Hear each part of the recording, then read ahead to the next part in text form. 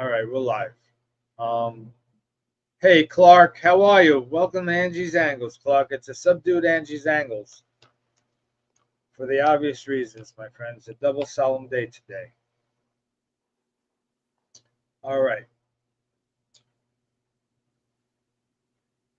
So we're not going to do the Chris Russo opening tonight for Angie's Angles. It is 8:30 on September the 11th. We all know what September 11th represents, and sadly now we have back-to-back days that we'll have to remember for forever, with the assassination of one Charlie Kirk, assassinated because he believed in God, he preached the gospel, he engaged people he engaged them to come and speak their mind and to have a healthy and open debate. He wasn't there to change your mind. He was there to give you a different option if you were open to it.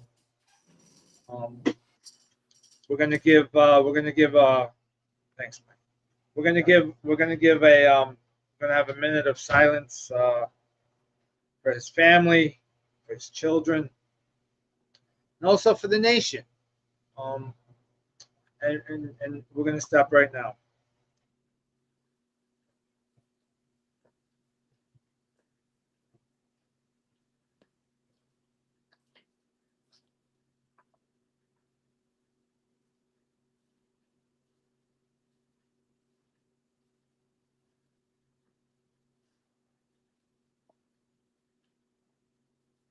Pete, maybe you could just throw out a prayer, if you don't mind.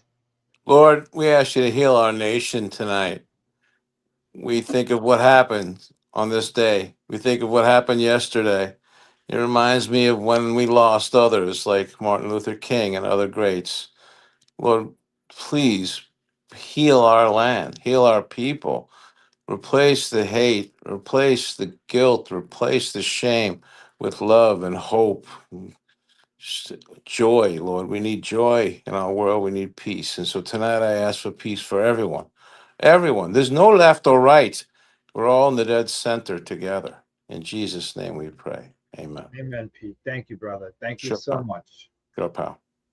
Harold Sanderson joining us on his birthday night. Happy Happy birthday, Harold. birthday, Harold. Happy birthday. That You're old enough ribeye to looked to die for, my friend.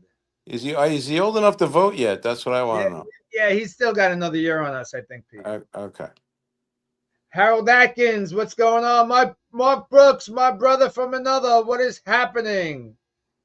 I'm trying to have the energy tonight, guys. When 9/11 happened, it hit me hard. It bothered me. My dad was in Manhattan at the time. Couldn't connect with him for a long time until the smoke cleared, literally and figuratively. And it bothered me. It touched my soul. And yesterday did quite the same. Um, uh, we're no better than Russia, or communist China. When you speak out against opposition, or and not so much speak out against it, but speak your mind. And this is a baseball channel. I'm not trying to get all philosophical or religious on anybody, but it's got to stop. Like Pete said, it's got to stop. So, um,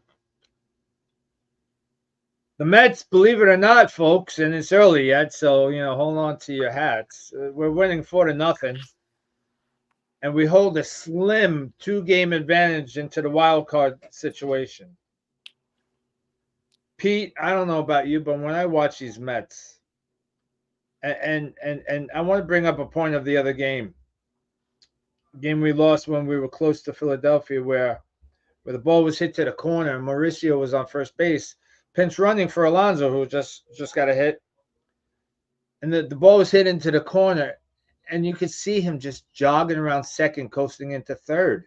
I mean, I don't know if anybody on Angie's Angles saw that play, but holy cannoli! I mean, Pete, when I played ball, my head was down. I picked up my third base coach, my first base coach, if it was a gapper. I'm looking for the windmill. I'm looking for the direction, and I'm running at full speed until I'm told not to. And Yes, absolutely. and we failed to produce that run, and we lost by 1 run in that game. I think that was the 3-2 game or the 2-1 game. I escapes my memory at the moment, but holy smokes, I just don't understand. And Kevin, my buddy Kevin Lennox, you know, from the get-go of the season said that the key missing ingredient to the New York Mets was one Jose Iglesias. And at first I poo-pooed that comment. Pete, I said, well, one guy is not going to make an entire team. We imported Soto. That brought a little energy. Soto decided to take the first 2 months off before he thought, all right, maybe I'll start hitting, et cetera, et cetera. Pete Alonso went on a multitude of slumps until today. Lindor has been in a prolonged slump. And, you know, uh, I can't blame Stearns for fortifying the bullpen. Every single guy he brought in should have been, the bomb. Well, they were conversely the bomb for the other team Yeah, because they got bombed. Yeah. they got bombed. And while we gave up more than I thought we should have, it was still all the right moves on paper. But Halsey comes on board, and he even came in last night, Pete, and did a mop-up job and gave up 2 runs. So Yep. even when the pressure's not on the guy, work your crap out, he still can't succeed. He's And yep. yeah, go Yep. ahead, Pete. Go He, ahead. he he's given up more runs as a Met than he did in all his time as the Cardinals. I watched him. I was in St. Louis when he was there. He was lights out with St. Louis. Killer fastball, almost unhittable. And he comes here and he has not missed a bat since he arrived. It's just it's unreal. But Clark will tell you, right? Clark would tell us that he was happy we took Halsey because if you remember the days of John Franco, I mean, if he ever won the Rolaids award, it wasn't because of Lights Out. It was because he gave me Ajita. You never knew what you were getting with Franco. That's for And now, sure. and Benitez, I mean, jeepers, creepers, holy smoly. Um, the Mets record in August, 11-17. And I think they went on a 7-game losing streak. And Ouch. and you would think, the odds would have it where they might have won 1 or 2 games in between that losing streak because they have the talent. But like I projected before the season started that I was not enamored with our pitching staff. And my buddy Kevin Lennox said, shh, watch, they're going to be great. And they were. They overproduced. But then you get the dog days, the premature dog days came in July. And then the dog days of August reared its ugly head. And now we can't get anybody out. We're throwing you got 2 strikes on the guy and throwing an off-speed pitch right down the middle of the plate. Now, we all know, Pete, you got 2 strikes on you. You don't want to speed up the batter's bat by throwing them a changeup, an off-speed pitch, because now, they'll pull it down the line and sneak it inside the foul line, right? Because they'll be a little in front of it. You want to jam them. You want to throw one in the dirt. You want to throw one at the rise. I mean, and is it inconsistency of the catchers due to Alvarez's injuries? Is it? I mean, Torrens, I thought did a fine job, and even Senga did a good job as an emergency catcher. But maybe the inconsistency of pitching to the same guy, the inconsistency of having that rhythm, because sports is rhythm. You can't have choppiness in the game. You have to be smooth. I mean, and Francisco Lindor got $310 million contract, partially for his offensive production, but predominantly for his defense. And last check, he was second most errors in the National League, and I think he might have overtaken and become the first most errors shortstop. We can't do that. No, the defense on the left side has been a problem all year. The other night, if Vientos makes that play, we win the game. Right, Okay? right. Okay? If he makes that play at third base, we win that game. It's those little things like that, Ange, that are going to be the difference. You win with pitching and defense, and you cannot compromise the plays that you got to make where you're doing the basic fundamentals and making the plays. When you can't do that, you're not going to win. Harold Atkins is giving us some input. Halsey is an example of not everyone can handle New York. I can guarantee put him somewhere else he signs. It's just the way the game is. And you're not Sonny wrong. Gray, like Sonny Gray. Yeah, you're not wrong. Right, Sonny Gray. The other guy from the Padres, Ed Whitson. Whitson, right? Correct. Kenny Rogers, right, on the Mets, and on the Yankees. So you do have these guys. Jason Bay, for God's sakes. I mean, we could have a litany of names in front of us, and it's just unacceptable. And Brett Milletta, you know, I fought you a little bit. You opened my eyes to the financial end of Cohen's break even point, which you choose Father's Day as Cohen's. That's when he starts making his money after Father's Day. It's all gravy after that. He with the attendance and the food and the park and this and the merchandise and everything else. But us fans, we live and die and breathe New York Mets and whatever team you root for. Harold with the Cubbies, Clark with the Cardinals, Mark Brooks, you, me, Pete with the Mets. I mean, it's just absolutely insane that we invest our souls, right? We invest our inner being to root, support, encourage, attend, watch, discuss our beloved sports team. That's right. And then you have to watch these guys go in the dugout and yuck it up on a 14-3 game. No, Pete, we played. We played hoops together. We both played ball, baseball. There was no yucking it up when I lost. Mm-mm. There was anger. There was frustration. There was extra work right afterwards. You got to work right after the game. You didn't go home. You Right, started working on the things you did wrong. right. And Kevin and I have had offline conversations about Mendoza and how many games he's physically and manager wise lost games, and I've got at least 10 that I could point to Mendoza being the main sole reason. Whether he took Peterson out after 4 because he might have walked the guy and didn't give him a chance to work it out, or he left him in way too long until the 6th when he was giving up 15 hits in a row. Yeah, it's easy to be a armchair quarterback, Pete, right? It sure is. Hey, Terry, thanks for joining us. I appreciate you joining. Thank you. And Terry, bon voyage. I hope you enjoy your European vacation.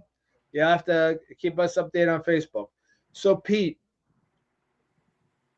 we're not living it, right? We're not living it in the dugout, on the road, on the plane, in the hotel. We're not living any of that. But this isn't the days of Joe DiMaggio, Mickey Mantle, Bob Gibson, uh, where you had segregation for the black guys, where you had, cramped travel accommodations, where you were taking a bus a long ways because maybe a plane wasn't available to you or whatnot. These guys are staying in first-rate hotels, flying on charter flights. If they have to take a bus to Philadelphia, I mean, they get their own row. They get their headphones. They get the meal service. They don't have to dig ditches in the off season to supplement their income.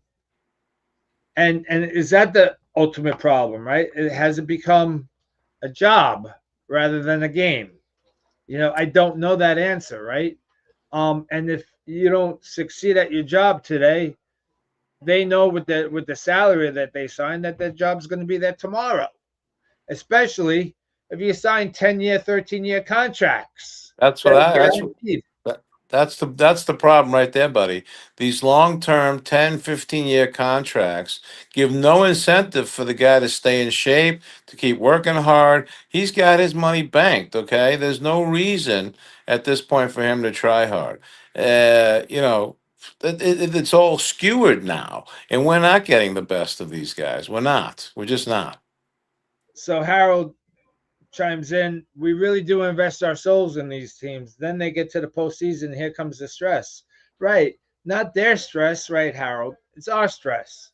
And you know, you know, I'm a big personality. You all know offline that I'm rooting and cheering and bragging and condemning the Mets. When they win and when they lose. I'm the hardest critic on them of all. But I'm the first guy that if I get cut, I'm bleeding blue and orange, and that's just the way it is. It's in my soul to be a Met fan, whether it's going to kill me or not. I have no option. And Brett Milletta makes fun of me that he continuously pokes the bear and says, "Do the Mets know who Angelo Gagliano is?" The obvious answer is no, right, Pete? No, no, they don't know who I am. I don't know. They seem to do stuff right after you say it on Angie's You know angle, what, Pete? though. You do have a point. So maybe all They right. Maybe s- I'll they retract that. seem to make moves that go along with what you say quite often. So It's I think uncanny. they do It know who really you is are. uncanny, to be honest with you. It But is. I just you know we we had the opening where we're praying for our nation, right? And baseball. I don't participate in any other sport fandom wise, right? I'll watch a football game here or there. I don't watch hockey. I don't watch basketball. I like a good track meet. I like the high jump. But baseball is where my bread and butter is. Baseball is where my soul is. And that and the cigar lounge are the two vices I have in life that allows me to escape the stresses of normal life, the family, the job, the situation in the universe, the world. Um, you know, and when you have to, if listen, we lose, but lose on our terms, not because we didn't attempt to try. And that passion in that dugout is lacking. And so therefore Kevin Lennox could be point on that Jose Iglesias was the spark that we're missing. We've not had a center fielder since Beltran. Can we go get a bona fide center fielder, please? Somebody, can we just go buy one? Mr. Cohen, you have the money. Go buy us a center fielder. We don't have we don't have you know we all know my feelings about Nimmo, but he'd be a good DH because he's got no arm. I mean, I watched the game last night, Pete. Oh, I wanted to jump through the TV screen, pick up the ball, and throw it home for him. He made no effort, and the reason why he made no effort is because he couldn't. It would be futile. So, can we get ball players that have the whole five tools? And I'm not asking for five tools at every position, but your outfielders need to have arms. They need to be able to throw the ball, even if it causes a momentary stoppage in that gate. The runner's gate going home, where he says, "Oh crap, I forgot he's got an arm." It puts some doubt in their minds. 100% right. Uh, Terry Sanchez, With Ruth Buzzy supplies relaxation. You're making me laugh. You have no idea what we're going through right now. Oh my goodness, our boys have worn out their welcome. They do not take care of their rooms with cleanliness, and uh, the chickens have come home to roost, if you know what I mean. So Um, So let you me know, ask you this, Ganj. Let me ask you. Do right now, do we make the playoffs? Do we make it? Pete, you're throwing me a softball. Yeah. So my soul says, of course, Pete, but my brain says there's no chance. Okay. So we've got the Grom tomorrow night, and I'm not expecting anything but, like, maybe 2 hits and 14 and a half strikeouts.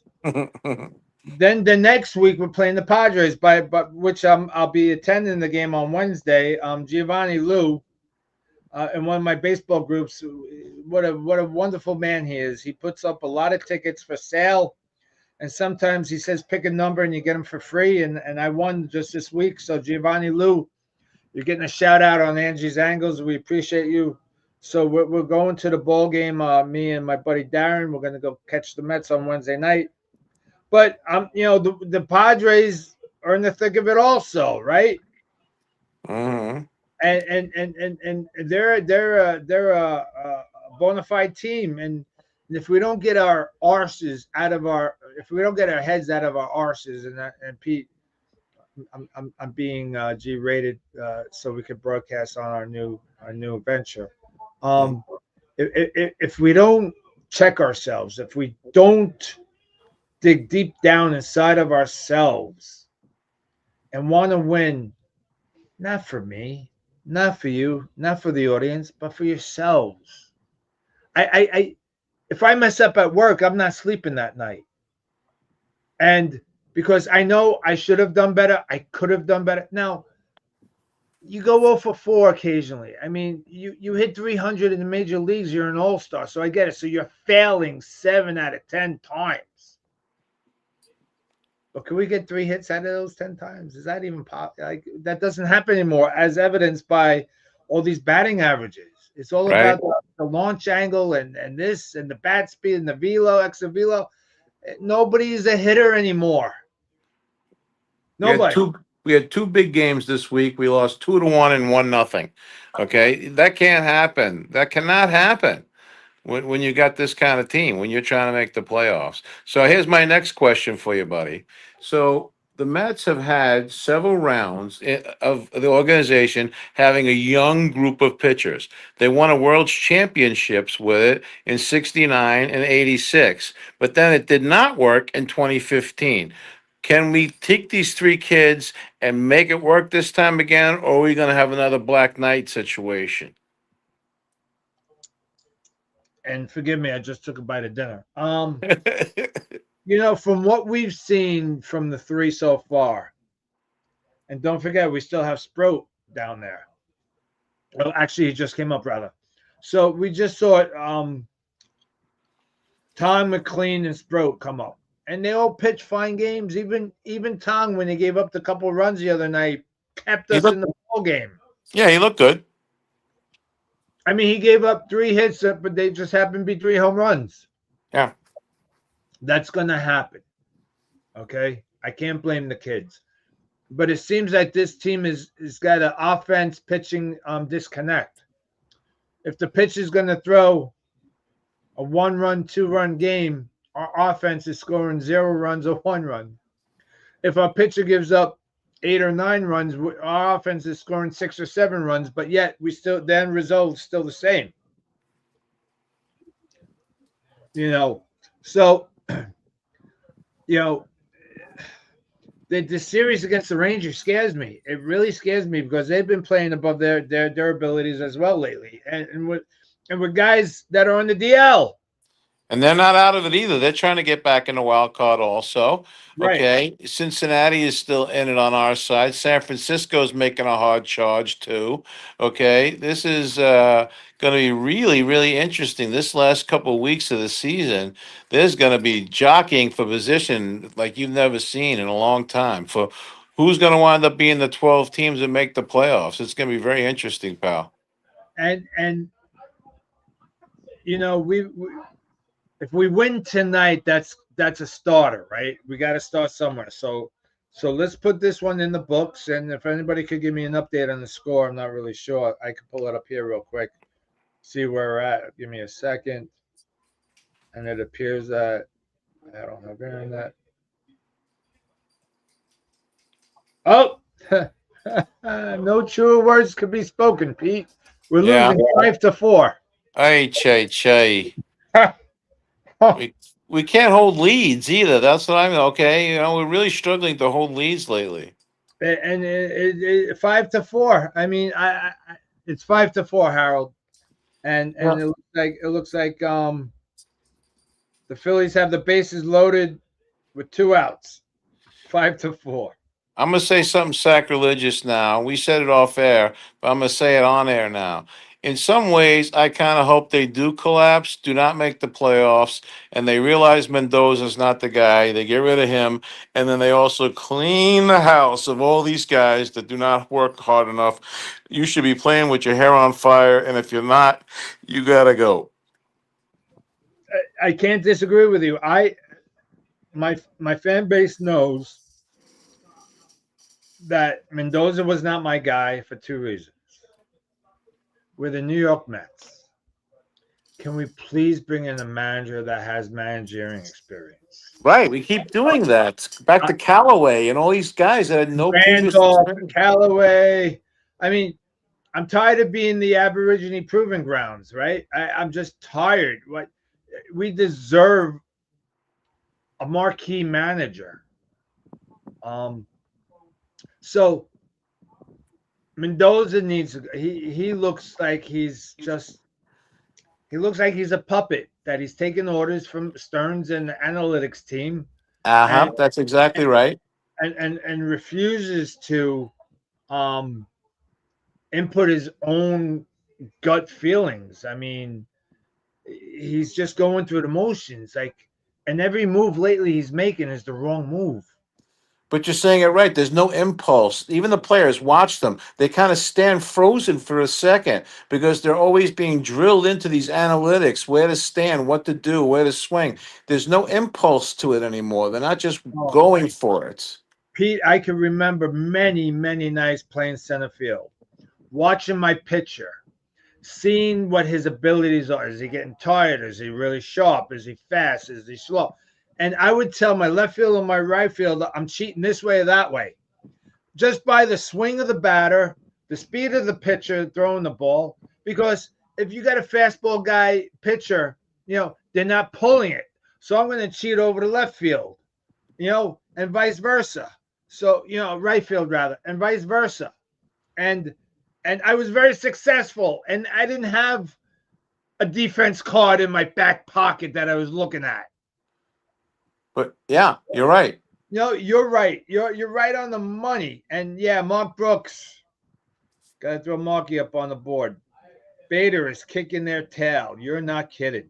You Part are of what right. you said, part of the reason that happens in the majors these days is that there's no consistency of the same eight guys going out there every day. Beatty's at second base, then he's at third. This one's over there. Every night there's a different lineup. This is such a thing as chemistry, cohesiveness, being able to study and chart your own players. Okay, to know how fast each guy is, how good they are, this and that. But when it's the rotating lineup, you do not get that opportunity. Kevin and I speak a lot in the morning and at night and every minute in between sometimes. And he made that point. He said, one of the reasons that Lindor might have all these errors is he's got to relearn his second baseman. Almost every night. Oh, the Mets lead the National League in most lineups, most different Yeah. lineups. I mean, Look at how many guys have played second base this year. it's insane. It's absolutely insane. I Third mean, base also. It's been a revolving door, and then you wonder why you don't have the cohesiveness on defense. That the fielders don't understand where the pitchers are going to throw. The situational defense, which is such a coined phrase in the game is for naught on this Mets team because they're all analytics and there's a different lineup every night. There's no cohesiveness. You know, the lineups in the baseball team used to be like the sitcom cast, and you knew each guy and they all worked together perfectly. It was seamless. We don't have a seamless team right now. It's disjointed. It, and it lacks that. It lacks the. Hey Richie, thanks for joining Angie's Angles. I appreciate you. They Um, lack the fire in the belly, bud. That's what they yeah, lack. they're all going home to their beautiful condos, or if they bought a home in Queens or wherever, and they're living the life of luxury. And I don't begrudge them for that, but they gotta give me, they gotta satisfy and soothe my soul, Do you and see that's what what. Drew? Do you see what Drew Gilbert's been doing since he got called up to San Francisco? And He's playing like a guy with his hair on fire. Him and Chapman were choking each other after the home run and wrestling in the lock in the dugout. That's the fire we need. Kevin Lennox pointed that out to me. Said, "Sure, let's trade away a guy that's got energy the size of the atom bomb. For God's sakes, he Hmm. brings it to the game, and you don't see that. You just don't see it anymore." We don't have one guy on the team who really has that. Just like we don't have one pitcher except Stanek who throws over 95. We Right. have we only have And we, one pitcher who throws over 95, and we don't have one position player who has any fire in his belly. And there's your reasons right there why the Mets aren't going to make the playoffs. and when was the last time Alonso got a day off? Soto got a day off. Lindor got a day off. You know, they're slumping. You got to do something to get them out of their slump. And throwing them out day after day after day isn't the answer when they're going 0 for 4 with 3 strikeouts, 0 for 4 with 3. Now, if they're making contact, if they're putting the ball in play, fine. I get it. But they're not. I mean, Lindor got thrown out of second base, third base twice the other night on a close game where we could have won that game had he not gotten thrown out. But he's tired. You hit it 100% on the road. He's tired. He's playing every game. They're playing the day games, travel days, those Thursday travel day games. He's putting them in the lineup. That's the day you got to rest a couple of veterans that day. I mean, what Okay. happened to the Sundays that your regulars got the day off? Because I remember back in the day, oh, my dad would take me to the game on Sunday because he got tickets from work. Well, the reason why he got the tickets from work is nobody wanted them because everybody knew the Stars were going to be off that day. You That's know, right. so I'm not really saying pick Sunday as a day, but you got to have the finger on their pulses to understand where they're at. And I don't think those conversations happen anymore in the clubhouse. I And don't I think Mendoza has a finger on this pulse, okay? no, At minimum, you could DH those guys once in a while. You don't have a steady DH, so you still have that bat in the lineup, but you give their legs a half a day off. You have to start being creative down the stretch. You cannot have your best guys worn out before you get to the playoffs. It's a recipe for disaster. Even if you make it, how far are you going to go if those guys are worn out? Without Lindor, Alonso, and Soto, the Mets have no chance. and now we have to start talking about Alonso coming back or not. And Pete, you're Cohen and Stearns. You signing him or no? I'm signing him. Yeah, he's coming I'm, back. I'm signing him too because you cannot allow the home run leader of your franchise to walk to the Yankees, to the Cubs. I could see Pete in those situations. You know, Dodgers will sign him and put him at DH and put Otani back out in the field. that's I just can't see Pete hit another 250 home runs and get close to the 500 mark with another team. I No, can't. I can't. he's going to wind up with 125 RBIs. That's serious in this day and age. You have to take that serious. And He's 260, a 260 batting average up. so. And I So said this to you a couple weeks ago, and you said it's crazy. But I'm telling you, the number will approach near to 200 million because Seattle, Boston, Chicago, the Yankees, they're all going to be bidding on this guy now. I I I think if it hits the 200 million mark, I think the Mets are out. I just I don't know that it gets all the way there, but I'm talking 6 Yeah, years, yeah. 180, something I'm like that. I'm just scared. I'm scared that Pete agreed to, in essence, a 1 year deal. It was a 2 year deal with his opt out, and he's certainly opting out after the For performance. sure. After the big year And he's had. his defense saved Lindor even more errors, for God's sakes. So Lindor would be like off the charts leading the league in freaking errors if it wasn't for Alonso. So, you know, I'm not saying Alonso's the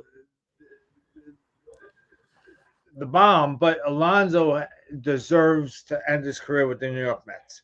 And the New York Mets fans deserve to have Pete Alonso on our team. I agree 100%. What about Diaz? You get him back? You know, if you hire a psychiatrist for him, because I think Diaz's problem is really all mental. He's a fragile guy, and most closers are, except for the great skanky Mariano Rivera. But even Mariano Rivera blew some games of importance. So that happens. But Diaz, you can't bring in Diaz in the eighth inning with nothing on the line other than getting an out. Diaz is like me, a showman. He wants to be the guy. So put him in the ninth inning and to be the guy. Sure, once in a while you need a 4 or 5 out save. I understand that. But how many? I'm gonna have to do some research. I'm writing it right down right now. How many games was he brought in the eighth inning, and then somebody else closed the game? Yeah, that happened a few times this year. Right. What does that do to your psyche as the closer? Yeah. You And to know, the rest of the bullpen and the roles that they're supposed to be in, they're doing something else now too. right? So yeah, It's like asking the chauffeur to be the gardener and go put the manure down. that's right. You got to keep the guys where they belong. All right, last one. Will they the other free agent? Will they bring back Peterson?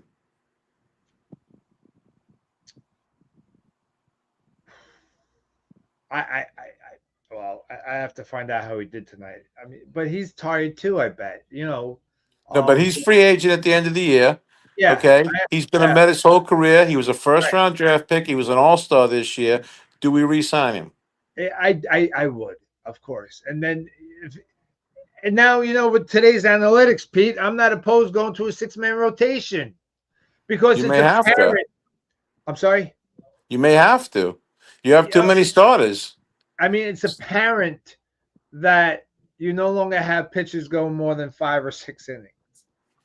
So if you go to a 6 man rotation, they could put the pedal to the metal for a full 5 innings, give you everything you got every game, knowing that they're going to get an extra day to recoup and rest.